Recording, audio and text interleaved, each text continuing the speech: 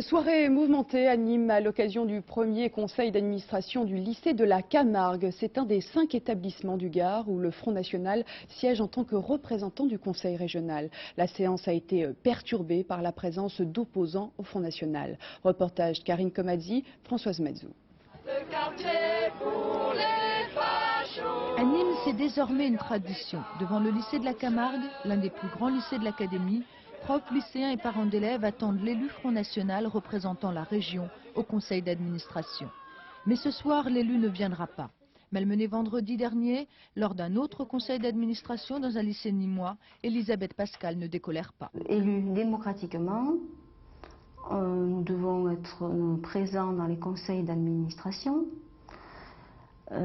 Et des groupes justement non légitimes se mettent hors la loi en toute impunité pour nous barrer le passage. Donc la sécurité des élus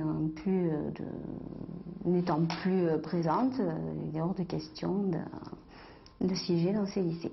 Est-ce que vous comptez siéger au CA?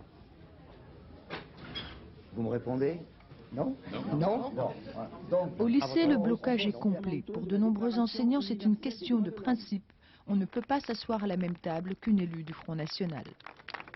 Quand on promeut l'école, les quotas d'immigrés dans l'école, quand on promeut la privatisation progressive de l'école et la fin du rôle de l'État comme étant le promoteur de l'école publique, nous ne pouvons accepter cela. Défendre le service public tout en administrant le lycée, le quotidien du proviseur s'annonce problématique. Il ne faut pas justement que des élus minoritaires, avec des idées qui sont contraires à celles du service public, gagnent et empêchent finalement le service public de fonctionner.